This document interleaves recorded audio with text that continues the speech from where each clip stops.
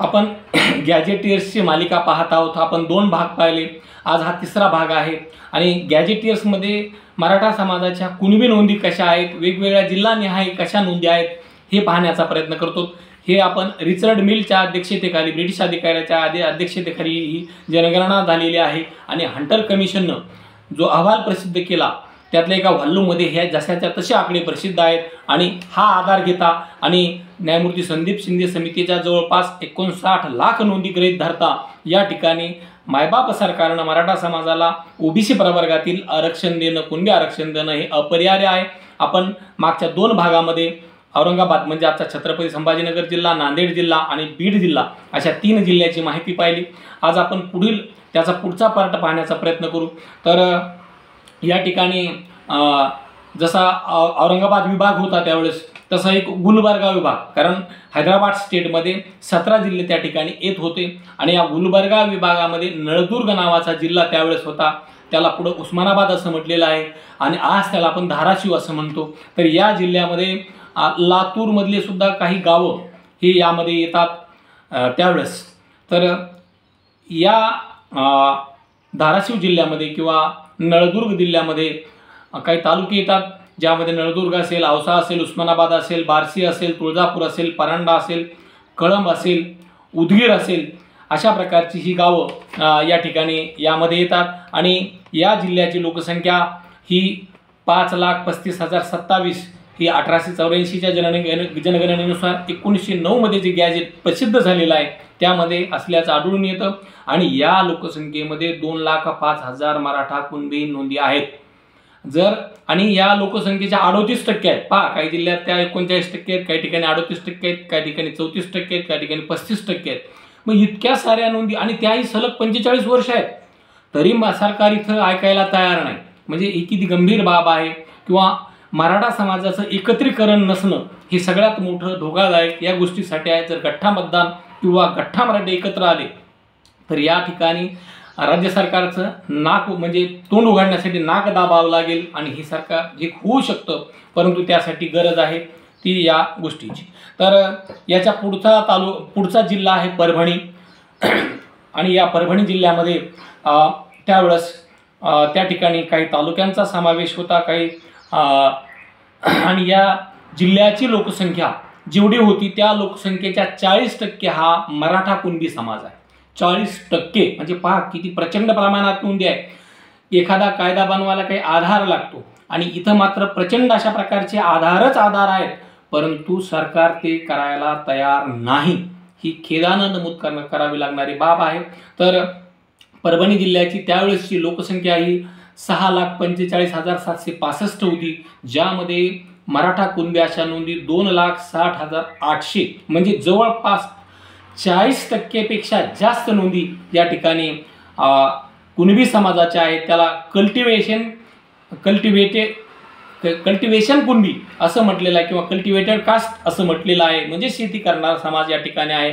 आणि या परभणी जिल्ह्यामध्ये काही तालुके या ठिकाणी आहेत, ज्यामध्ये पालम म्हणजे काही हिंगोलीतला भाग सुद्धा या ठिकाणी येतो आणि परभणीतलाही काही भाग या ठिकाणी यामध्ये येतो। त्यावेळेस हिंगोली हा जिल्हा नव्हता, त्यावेळेस फक्त 5च मराठवाड्यातले जिल्हे होते, ज्याचे नंतर 8 जिल्हे झालेले आहेत। त्यामध्ये पालम असेल, जिंतूर असेल, हिंगोली असेल, कळमनुरी असेल, परभणी असेल, पाथरी असेल आणि वसमत अशा प्रकारची ही 7 तालुके त्यावेळेस होती। तर काही जागिरीचे सुद्धा तालुके ते वेगळ्या जागिरीचा पार्ट आहे, ज्यामध्ये परतूर असेल, गंगाखेड असेल, तर ही या ठिकाणी होती। आणि या काळात 13 जिनिंग फॅक्टरी या ठिकाणी होत्या, 5 कॉटन प्रेस या ठिकाणी होत्या, याशिवाय कर्मचारी 255 होते।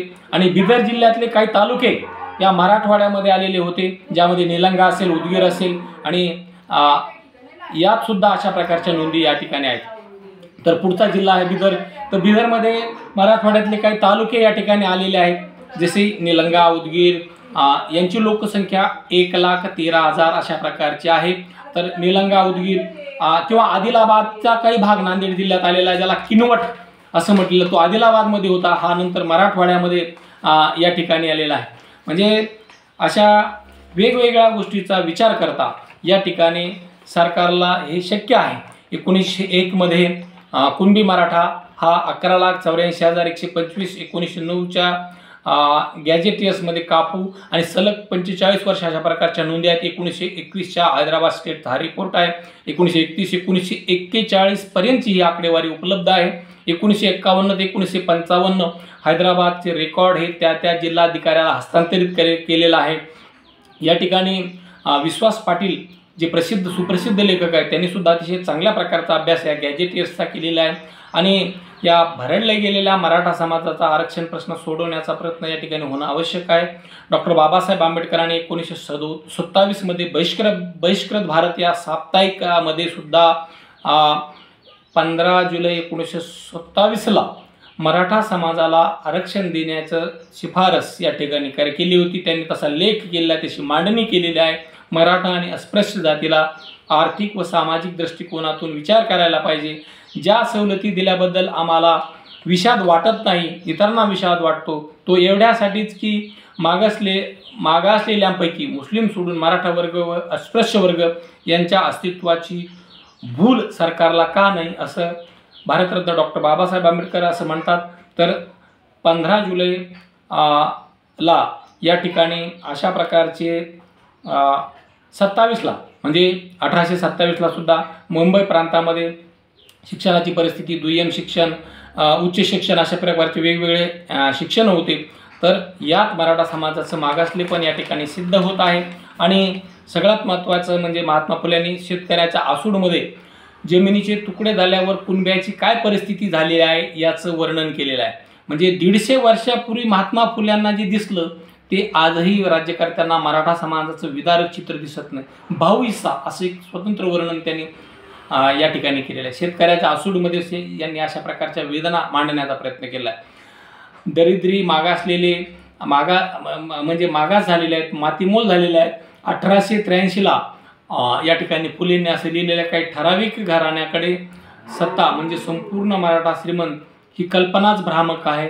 गावात 10 मुलापैकी 7 मुलं ही या ठिकाणी बिनकामाची आहेत, हे विदारक वास्तव आहे. गिरणगावातील सुद्धा 8 लाख कुटुंब कुठं गायब झाले याचा पत्ता नाही. किंवा नागपुरातले 5 लाख माथाडी कामगार असतील, गिरणगावातील 8 लाख माथाडी कामगार असतील, अंमळनेरचे 5000 माथाडी कामगार असतील, हे कुठं गेले, हाही मोठा एक संशोधनाचा विषय या ठिकाणी बनलेला आहे. बळीराजाचा स्ट्राईक रेट म्हणजे लढण्याचा हा मराठा समाजात मोठ्या प्रमाणावर आहे. मग ते स्वातंत्र्य लढा असेल किंवा इतर कुठल्याही प्रकारचे आंदोलन असतील, तर 80 ते 85% मराठा समाजाच्या भगिनी आज झाडू पोचा मारण्याचं काम इतरांच्या घरी करत आहेत. त्यांना मोलकरीण अशा प्रकारचा आहे, काही ऊसतोडीला जात आहेत. म्हणजे असे गंभीर विदारक वास्तव या ठिकाणी आहे. तर या हैदराबाद गॅजेटियर्समध्ये तत्कालीन हैदराबाद संस्थांच्या गोदावरी, कृष्णा, तुंगभद्रा, पूर्णा, वैनगंगा, मांजरा, भीमा, मनेर अशा अनेक नद्यांचं वर्णन आहे. तर ज्वारी, गहू, बाजरी, तांदूळ, तंबाखू, कापूस, राळं, मिरची ही प्रमुख पिकं घेतली अशा नोंदी आहेत. न्यायव्यवस्था सुद्धा त्यावेळेस होती, पोलीस प्रशासन होतं, ट्रेझरी होतं, पोस्ट, चलन, लोकसंख्या, धर्म सगळं आहे. विवाहित किती आहेत, अविवाहित किती आहेत, विदूर किती आहेत, वेडे किती आहेत, स्त्री पुरुष किती आहेत, कुठल्या भाषा बोलतात, उर्दू, मराठी, कन्नडशी, तेलुगू अशा सगळ्या नोंदी या ठिकाणी हैदराबाद गॅजेटियर्समध्ये सापडतात. आणि सगळ्यात महत्त्वाचं म्हणजे मोठा पुरावा म्हणजे इथं जवळपास 34 ते 40% मराठा समाजाच्या कुणबी नोंदी सलग 45 वर्ष सापडतात. आणि हाच सगळ्यात मोठा आधार आहे. आणि आताही न्यायमूर्ती संदीप शिंदे समितीनं या ठिकाणी 58,82,000 कुणबी नोंदी सापडल्या. आताही जी एक बातमी आली 8.25 लाख प्रमाणपत्राचं वितरण झालं, तर ह्याच्यापेक्षाही जास्त झालेलं आहे. त्या आकडेवारी आता येईलच बाहेर, न्यायमूर्ती संदीप शिंदे समितीचा अहवाल बाहेर येईल. मात्र सरकारनं एवढ्या गोष्टी असताना सरकारला आणखी कुठले पुरावे पाहिजेत. या ठिकाणी सर्वोच्च न्यायालयानं कुमारी माधुरी पाटील विरुद्ध आदिवासी आयुक्त ठाणे या प्रकरणामध्ये सर्वोच्च न्यायालयाने निकाल दिलेला आहे. जेवढे जुने कागदपत्र आहेत तेवढे ग्राह्य धरावे. मात्र सरकार हे कुणाच्या दबावापोटी करायला तयार नाही, सरकार खरं मानायला तयार नाही. ज्यांच्या नोंदी आहेत त्यांना खोटं कुणबीचा अपप्रचार काही लोक करत आहेत. म्हणजे हे कशाचं षडयंत्र आहे, हे नेमकं कशाचा भाग आहे याचंही आत्मपरीक्षण या ठिकाणी जे काही अभ्यासक आहेत, जे काही या ठिकाणी या प्रश्नाचे जाणकार आहेत, तज्ज्ञ आहेत, यांनी केलं पाहिजे. जे काही संघटना मराठा समाजाच्या चालवतात त्यांनीही केलं पाहिजे आणि एकत्र बसून याचं सोल्युशन काढलं पाहिजे. शासनावर दबाव आणला पाहिजे. कारण एवढ्या प्रचंड नोंदी त्या काळात होत्या, आजही सापडलेल्या. तरी मराठा समाजाला जर ओबीसीतून आरक्षण मिळत नसेल तर ही गंभीर बाब आहे.